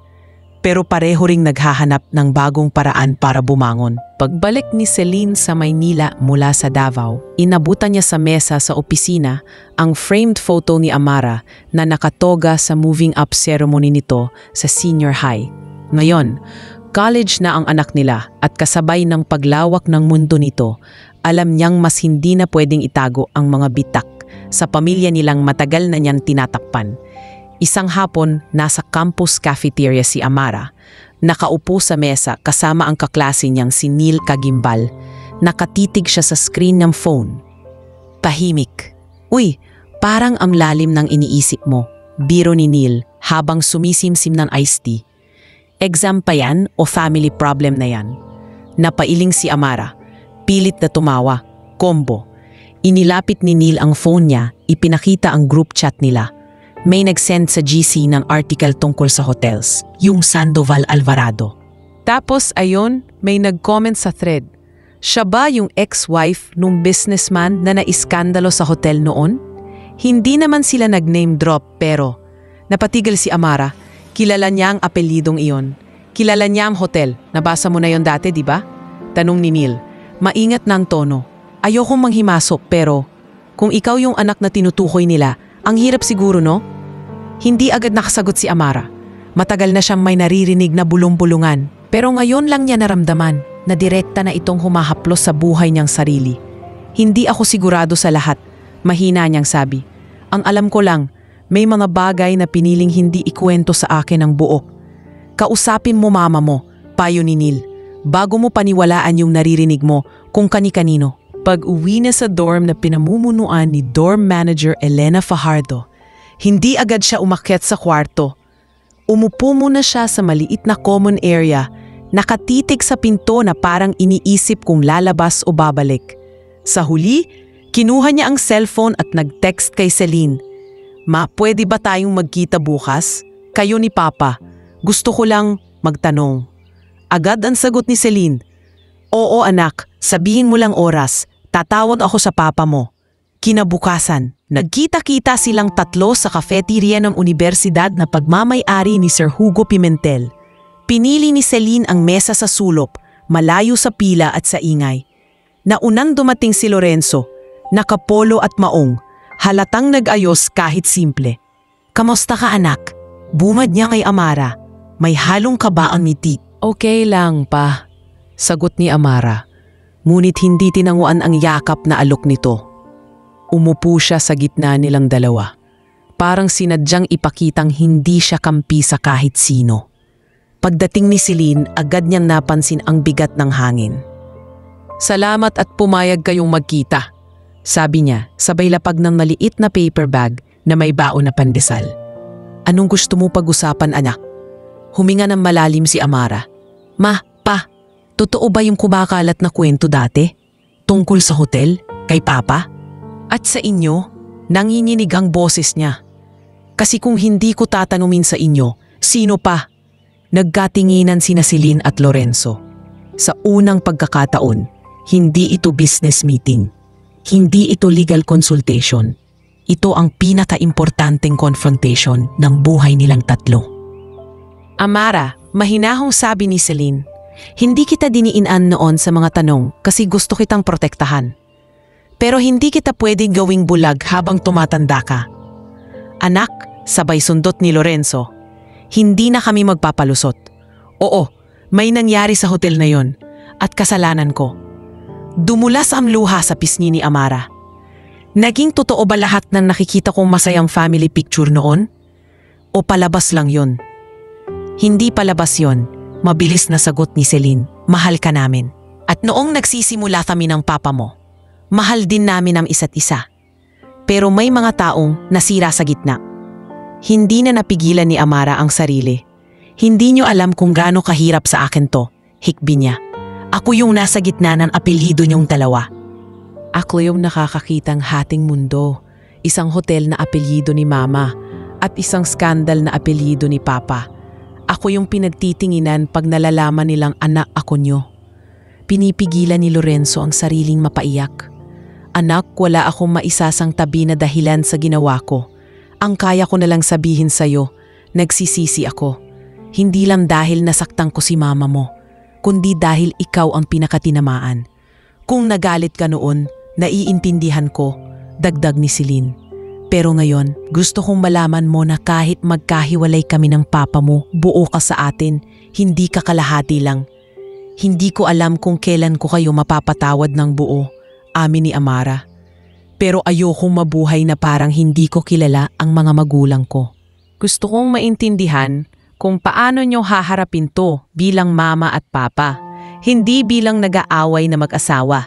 Nagkasundo silang tatlo na magpatingin kay family counselor Dr. Maris Abad. Sa klinik nito, sa isang kwarto na may beige na pader at mga plantang nakalagay sa paso, umupo sila sa tatlong magkaibang silya. Parang representasyon ng layo nilang bawat isa. Amara, unang tanong ni Dr. Maris, ano ang pinakamahirap sa lahat ng ito para sa iyo ngayon? Tingin ng mga tao, sagot niya agad. At yung feeling na mayroong hindi masabi si mama at papa sa isa't isa sa harap ko. Tama, sagot ni Dr. Maris. Kaya ngayon, ang kailangan yung tatlo ay matutong mag-usap hindi para magtalo, kundi para maglatag ng katotohanan. Kung papayagan yung maging basihan yon ng panibagong respeto, nasa inyo. Sa mga sumunod na linggo, unti-unting natutong magsalita si Lorenzo nang hindi umiwas, si Celine nang hindi puro kontrol, at si Amara nang hindi puro galit. Hindi iyon instant na paghilom, pero nagsimula na ang proseso. Sa kabilang banda, malayo sa Pilipinas. Sa isang opisina sa Singapore, napuno ng glass walls at city lights, si Bianca ay nakaupo sa harap ng desk ni Director Hanley Cruz ng isang event company. Bianca, your track record in Manila is impressive. Wita ni Hanley, we're offering you a senior position. Mas mataas na sahod, pero mas malaki rin ang responsibilidad. Kasama ka sa mga mag-handle ng OFW-related events, community gatherings, ganyan. Napatingin si Bianca sa kontrata. Handa na po ako. Gusto ko namang ibaling sa mas makabuluhang bagay yung talento ko. Sa gabi, pag-uwi sa maliit na condo unit, binuksan niya ang laptop at nagsimulang magsulat ng liham. Celine, simula niya, hindi kita kilala ng personal noon, pero kilala ko ang sakit na naidulot ko sa'yo. Mahaba ang liham, puno ng pag-amin, paghingi ng tawad, at pag-ako ng bahagi ng kasalanan. Ilang beses niya itong binasa, inedit, at sa dulo, imbes na i-email, pinili niyang i-print at ilagay sa isang sobre. Matagal niya itong iniwan sa ibabaw ng mesa, tila nag-aalangan pa. Makalipas ang ilang araw, naglakas loob siyang dalhin ito sa koreo. Habang inaabot ng courier na si Martin Legarda ang resibo sa kanya, magkahalo ang kaba at pag-asa sa dibdib niya. Para sa Pilipinas po? Tanong ni Martin. Oo, sagot ni Bianca, huminga ng malalim. Para sa isang babaeng matagal ko nang gustong humingi ng tawad kahit hindi na niya ako kailanggang makilala. Sa gitna ng magkakahiwalay na lungsod, Maynila, Davao, Singapore, iba't ibang pusong minsan ay nagkadugtong sa maling paraan, ang ngayon ay unti-unti nang humaharap sa sugat. Hindi para balikan ang dati, kundi para hanapan ng bagong anyo ang pamilya, konsensya at sariling pag-asa.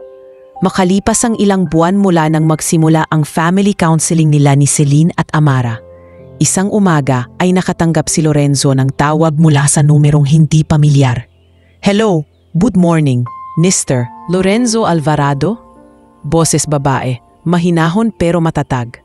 Opo, sino po sila? Sagot ni Lorenzo, nag-aayos ng murang necktie sa harap ng salamin sa maliit na kwarto sa Pasig na inuupahan kay Tita Silvia. Ako po si Lizel Orteza, Charity Director ng Tulay Buhay Foundation. May nag-refer po sa inyo, si Dr. Maris Abad. Nabanggit niya na magaling daw kayong magturo ng sales at paghawak ng kliyente. Kailangan namin ng volunteer trainer para sa maliliit na negosyante. Interesado po ba kayo? Sandaling natahimik si Lorenzo. Foundation, volunteer, walang malaking komisyon, walang mamahaling chandelier. Pero may kakaibang gaan na dumampi sa kanya. Interesado po, sagot niya sa wakas. Mas kailangan po siguro yan ngayon kaysa sa kumita ng malaki. Maganda yan, tugon ni Lizel. May training kami sa susunod na buwan sa covered court ng barangay sa Tondo. Marami kaming sari-sari store owners, karinderya, maliliit na online sellers. Kailangan nila ng taong magsasabi sa kanilang posible pa ring umangat. Napangiti si Lorenzo, kahit siyang mismo hindi sigurado kung paano paaangat ang buhay niya. Sige po ma'am, sabihin niyo lang kung anong kailangan. Dumating ang araw ng training. Pawis at maingay sa covered court. May mga batang naghahabulan sa gilid. Habang sa gitna ay nakaupo sa monoblock chairs, ang mga negosyanteng isinama ng foundation. Nasa harap ang isang tarpaulin, Tulay Buhay MSME Bootcamp. May logo ng foundation at ng ilang sponsors. Good morning po, bungad ni Lizel sa mikropono. Ngayon, makakasama natin ang isang resource person na sanay sa corporate world pero piniling tumulong sa maliliit na negosyante. Palakpakan po natin si Mr. Lorenzo Alvarado. May ilang palakpak, may ilang nakatingin lang. Humakbang si Lorenzo papunta sa harap, hawak ang simpleng marker at lumang whiteboard. Magandang umaga, bungad niya. Ako si Lorenzo. Dati akong busy sa mga hotel at malalaking kliyente. Pero ngayon, mas trip ko nandito. May ilang natawa. Sa harap na hanay, nakaupo si Benny Alpizar, payat at maitim. May suot na kupas na t-shirt na may logo ng karinderya niya, Benny's Lutong Bahay. Tahimik siyang nakikinig, Nakakrus ang braso. May nagtatanong sa akin dati, patuloy ni Lorenzo. Bakit ka pa bababa sa ganito kung sanay ka na sa malalaki? Ang sagot ko, kasi dito ako nanggaling. Dati sa sari-sari store ni Aling Norita sa probinsya nagsimula ang mga pangarap ko. Napalingon si Benny. Parang may nakita siyang pamilyar sa mata ni Lorenzo. Pagod pero lumalaban. Sa bandang gilid si Liesel ay nakangiting nakikinig. Alam niyang tama ang instinct niya sa pagkuha sa lalaking ito. Pagkatapos ng lecture, isa-isang lumapit ang mga negosyante. Sir, paano po kung utang pa lang ang puhunan ko? Tanong ng online seller na si Alma. Sir, paano po kung nalulugi na yung tindahan? Pero ayaw ko pang isuko. Dagdag ni Benny. Sinagot ni Lorenzo ang bawat tanong. Hindi na mayabang tulad dati, kundi parang taong minsang naligaw. At ngayon ay marunong nang magturo ng iba kung saan ang daan. Sa kabilang banda naman ng lungsod, nakaupo si Celine sa conference room ng main office kasama si Franz Morales, program coordinator na in-hire ng hotel group para tumutok sa CSR at foundation projects. Ma'am, paliwanag ni Franz habang ipinapakita ang presentation, kung magbibigay tayo ng regular na venue at food support para sa mga training ng Tulay Buhay Foundation, hindi lang branding ang balik, kundi actual na impact sa mga komunidad. Tumingin si Celine sa slide kung saan nakalagay ang logo ng foundation at ng hotel group. Gusto ko yan. Pero siguruhin nating hindi lang picture-taking ang pakinabang nila. Dapat may natututunan talaga ang mga tao. May isa silang volunteer speaker na magaling daw, dagdag ni Franz. Si Lorenzo Alvarado. Parang familiar po, no? Bahagyang kumirot ang sulok ng labi ni Celine pero hindi niya ipinahalata. Familiar talaga, mahina niyang sagot. Pero kung magaling siya magturo at makakatulong sa kanila, wala akong dahilan para humadlang. Kaya nang mag-propose si Liesel ng Joint MSME Summit sa Baguio Convention Center, agad itong pumayag ang hotel group bilang main sponsor. Libre ang venue, may discounted rooms, at may shuttle service na hawak ng driver na si Pido Lazaro para sa mga taga Metro Manila na beneficiaries. Sa unang araw ng summit sa Baguio, malamig ang hangin sa labas ng convention center. May hamog na bumabalot sa mga pine tree. Sa loob, abala si Joyce Encarnacion sa pag-aasikaso ng registration table. Pinapapirma ang mga dumating na participants. Ma'am Celine, complete na po ang slots ng MSME track, ulat ni Joyce. Nantoon na rin po si Director Liesel sa loob, si Sir Lorenzo. Paparating na raw po, sabi ni Pido. Sige Joyce, salamat, sagot ni Celine. Sabay abot sa kanya ng scarf na paboritong ibalot ni Amara sa leeg nito kapag malamig. Pagpasok niya sa main hall, nadatnan niyang nag-e-ensayo sa stage ang host na si Kyla Montemayor, masigla at parang walang kapaguran. Magandang umaga Baguio, sigaw ni Kyla. Kahit wala pang tao. Handa na ba kayo sa pagbangon ng negosyo? Ay, ilit mamaya ma'am. Sabay tawa nang mapansin si Celine. Mumiti si Celine. Sa gilid ng hall, nakatayo si Dr. Adrian Sarmiento, operations consultant na kakulong ni Ray sa pag-aaral ng expansion ng hotel group sa North. Impressive as always, bati ni Dr. Adrian habang tinitingnan ng setup. Alam mo Celine, hindi lahat ng hotel group nag-aabala sa ganitong klaseng proyekto. Karamihan, puro press release lang. Mas gusto kong real people kaysa press release, sagot ni Celine. Mas gusto kong makita yung mga taong natutulungan namin kaysa yung pangalan namin sa magazine. Isa yan sa dahilan kung bakit humahanga ako sa'yo. Nakangiting wika ni Dr. Adrian, bahagyang nahihiya pero totoo. Siguro, one of these days, pwede tayong mag-dinner kasama ang team para mapag-usapan hindi lang trabaho, kundi buhay. Bago pa makasagot si Celine, dumating si Lorenzo, bit-bit ang backpack, kasama si Pido na hinihingal sa pag-akyat sa hagdan. Ma'am, nandito na po si Sir Lorenzo, tawag ni Joyce mula sa pinto. Nagtagpo na naman ang mga mata nila. Pero iba na ang pakiramdam ngayon. Wala nang galit na nagngangalit, tanging isang tahimik na alaala ng mga pinagdaanan. Good morning, maikli pero magalang na bati ni Lorenzo. Good morning, Mr. Alvarado, sagot ni Celine. Handa ka na ba sa MSME breakout session mo? Mas handa na kaysa sa dati. Mabilis na tugon niya, may bahagyang ngiti. Mas magaling akong makinig ngayon. Kinagabihan matapos ang mahabang araw ng talks at workshops, tahimik na ang veranda ng training center na tinutuluyan ng mga speakers. May nakasabit na ilang bombilya at malamig ang simoy ng Baguio. Si caretaker Lauro Benitez ay abala sa pag-aayos ng mga upuan. Habang si Lorenzo ay nakatayo sa railing, hawak ang tasa ng mainit na tsokolate na pinainit ni Mang Lauro. "Sir, gusto niyo pa?" alok ni Lauro. "Masarap yang tsokolate pagsabayan ng pagninilay-nilay." "Salamat, Mang Lauro. Sapat na to," sagot ni Lorenzo, tumingin sa malayo. Dumating si Celine galing sa tawag kay Amara. Nakatulog na siya, sabi niya, tumayo sa tabi ni Lorenzo. "Excited daw sa kwento ko bukas." "Magaling na bata," sagot ni Lorenzo, tinitigan ang tasa niya. "Mas matatag pa sa atin minsan." Matagal silang nanahimik. Tanging lamig at ugong na mga kuliglig ang maririnig. Sa huli, si Lorenzo ang bumasag. "Celine, mahina niyang simula. Maraming taon na rin ang lumipas. Hindi ko na hinihiling na ibalik mo ang dati. Alam kong hindi na mangyayari yon." Hindi siya tumingin sa kanya.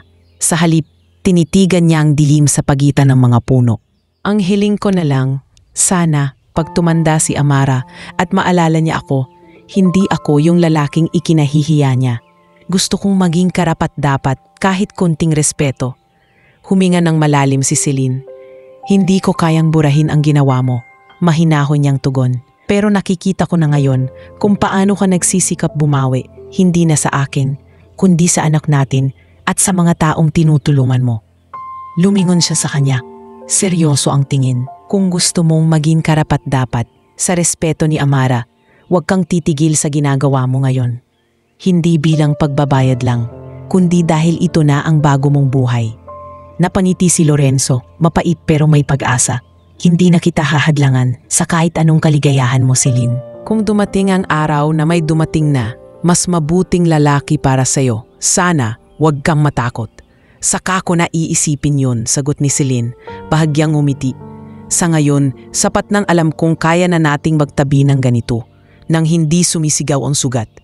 Sa di kalayuan, naaninag nila si Dr. Adrian na tumatawa kasama sina Franz at Joyce sa may lobby, habang nagbibiruan si Pido at si Lauro tungkol sa lamig ng Baguio. Sa pagitan ng mga ilaw at huni ng gabi, tahimik na tinanggap ni Celine at Lorenzo na magkaiba na ang landas nila, pero sa iisang direksyong patungo sa paghilom at bagong simula, para sa anak, para sa ibang tao, at para sa sarili nilang matagal ng pinagkaitan ng tunay na kapayapaan. Muli na namang maliwanag ang grand lobby ng 5-star hotel sa Makati, pero ibang-iba na ang dahilan. Hindi na ito para sa mga VIP na lihimang motibo, kundi para sa charity gala ng Tulay Buhay Foundation at Sandoval Alvarado Hotel Group. Sa gitna ng stage setup sa ballroom, abalang-abala si event director Sylvia Perales, may hawak na clipboard at naka-headset. "Lights check. Roldan, test na natin yung intro piece nyo." Sigaw niya habang umiikot. Sa gilid, abala ang bandang pinamumunuan ni musician Roldan Perujo sa pag-tune ng gitara. Sa isang sulok naman, nagre-rehearse si Amara, hawak ang mikropono, pinapakinggan ang sarili sa speakers. "Kinakabahan ka?" tanong ni Roldan, nakangiti. "Medyo," amin ni Amara. "Pero kung para to sa mga batang tinutulungan ng foundation, kakayamin ko." Sa dulo ng ballroom, pinagmamastan sila ni Celine. Naka-eleganteng dark blue gown. Kausap si HR Head Jackie Ocampo at Program Coordinator Franz Morales. Handa na po ang seating plan ng VIPs, ulat ni Jackie. Nasa isang table sina Mang Arturo, Benny, Alma at Rico Tubera. "Gusto ko pong magkasama sila, sabi nyo, para makita nila ang laki ng ambag nila sa foundation." "Perfect," sagot ni Celine. "Sila ang tunay na mukha ng event na to." Sa kabilang mesa ng registration, si Joyce at si Pido ay ganadong nag-aasikaso ng guests. Sa tabi, may maliit na photo wall kung saan kinukumpuni ni volunteer Trixie Milado ang mga props para sa mga batang beneficiaries na dadalo. Pagsapit ng gabi, napuno ang ballroom. Mga negosyante, artists, hotel partners at beneficiaries ay nakaupo sa kanya-kanilang mesa.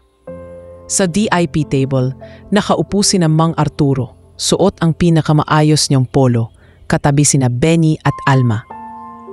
Grabe Mang Arturo, bulong ni Benny, pinagmamasdan ang chandelier. Dati, ganito lang napapanood ko sa TV. Dati, sa tagas lang ng gripo, ang problema ko sa apartment nila Lorenzo at Celine. Natatawang sagot ni Mang Arturo. Ngayon, kasama na ako sa VIP. Hindi ko na alam kung anong plano ng Diyos sa akin. Sa kabilang mesa, tahimik na nakaupo si Lorenzo, kasama ni Benny, Alma at Rico Tubera. Simple lang ang suot niyang coat, pero malinis at maayos. Tiningnan niya ang paligid, parehong chandeliers, parehong marmol, parehong lobby na minsan ay naging entablado ng kahihiyan niya. Pero ngayong gabi, iba ang pakiramdam.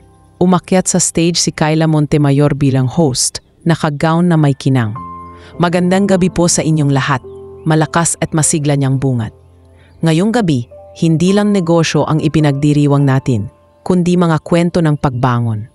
Matapos ang ilang pagbati, sabay tingin niya sa cue card.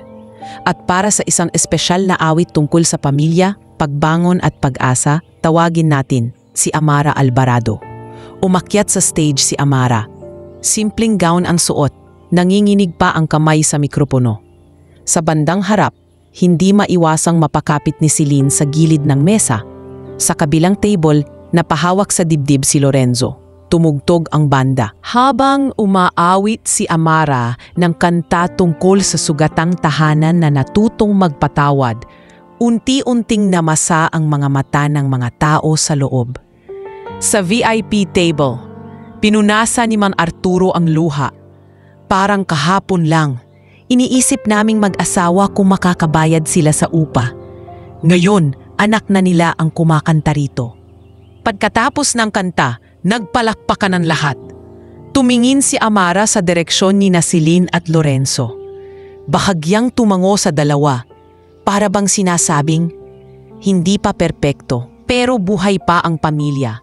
Sa kalagitnaan ng programa, umakyat si Celine sa stage bilang keynote speaker. Hindi perpektong buhay ang dinadaanan ng marami sa atin. Panimula niya, pero sa bawat sugat, may pagkakataon para matuto, magbago, at tumulong.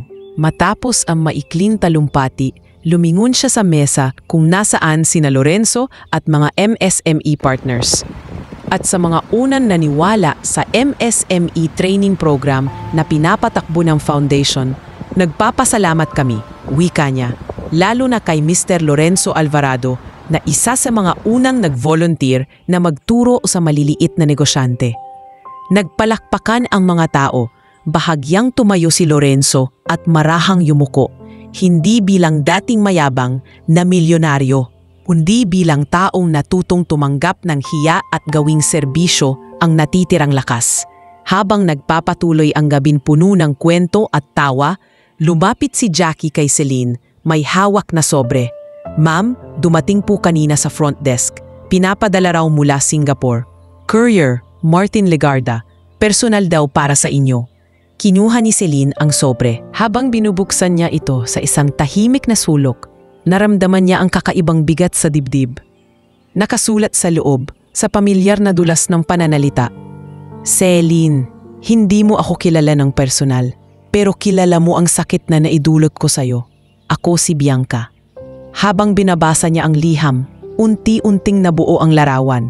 Si Bianca na ngayon ay tumutulong sa OFW events sa Singapore. Humihingi ng tawad, inaaming hindi niya maibabalik ang ninakaw na panahon pero umaasa na balang araw ay mapapatawad siya kahit hindi sila magharap. Pagkatapos basahin, tumingin si Celine sa city lights sa labas ng salaming bintana. Hindi na kasing bigat ng dati ang bawat letra, parang kwento na ng ibang taong dati niyang kakilala. Maingat niyang tiniklop ang sulat at itinago sa bag. Hindi bilang sugat, kundi bilang paalala na kaya pala talagang magbago ng tao, saan man siya dalhin ng mundo. Maya-maya, umakyat si Celine sa viewing deck ng hotel para saglit na huminga. Mula roon, panaw ang buong syudad, mga ilaw, sasakyan, gusali. Katabi ng glass railing, naroon si Lorenzo, nakatingin din sa ibaba. Hindi ko alam kung ako ba ang mauunang umalis. Biro nito nang mapansin siya. Pero nandito na tayo pareho eh. Lumapit si Celine sa railing, bahagyang natawa. Hindi ko na rin alam kung sino sa atin ang mas maraming beses nagbago ng buhay. Sa ibaba nila, sa garden area, nakikita nilang naglalaro si Amara kasama ang ilang batang beneficiaries. Pinapangalagaan ni volunteer Trixie Milado. Minsan tumitingala ang dalaga kumakaway sa kanila. Tingnan mo siya, sabi ni Celine, malumanay. Hindi man normal ang naging daan natin, pero hindi siya nawala. Nagtagal ang katahimikan bago muling nagsalita si Lorenzo. Celine, salamat. Sa hindi mo pagputol sa pagiging ama ko sa kanya. Sa pagbabahagi mo ng apelyido mo at pangalan mo kahit hindi ako karapat-dapat noon. Huminga ng malalim si Celine. Lorenzo, mahina niyang tugon. Pinapatawad na kita. Hindi na yung kalahati lang. Hindi na yung para kay Amara lang. Buo na. Wala na akong dalang galit. Bahagyang nanginig ang labi ni Lorenzo. Hindi ko hihilingin na. Bumalik pa ang dati. Hindi na rin. Sagot ni Celine. Nakangiti pero matatag. Kasi kung babalik tayo sa dati, para nating binura ang lahat ng natutunan natin. Mas mahalaga sa akin na yon na malaya tayo pareho. Ikaw sa bagong buhay mo, ako sa mga pangarap kong natutunan kong buuin mag-isa, kasama si Amara. Sa ibaba, sabay nagtawanan ang mga bata nang habulin sila ni Trixie. Sa itaas, magkatabi lang sina Celine at Lorenzo, magkalapit pero hindi na magkahawak kamay. Salamat sa lahat Celine, bulong ni Lorenzo. Kahit sa mga sakit, kasi doon ako natutong maging tao. Salamat din, sagot niya. Kasi kung hindi ka nagkamali, baka hindi ko natuklasan kung gaano kalakas ang kaya ko palang maging. Habang pinagmamasdan nila ang lungsod na minsang naging saksi sa kanilang pag-ibig, pagtataksil at pagbagsap, na yon ay saksi naman ito sa mas tahimik ngunit mas mahalagang watas, ang watas ng pagkakakulong sa nakaraan at ang pagpili sa isang buhay na may dignidad, pagpapatawad at tunay na pag-angat. Sa hotel na minsan ay naging entablado ng kahihiyan, pero ngayon ay naging altar ng isang matinong pagtatapos.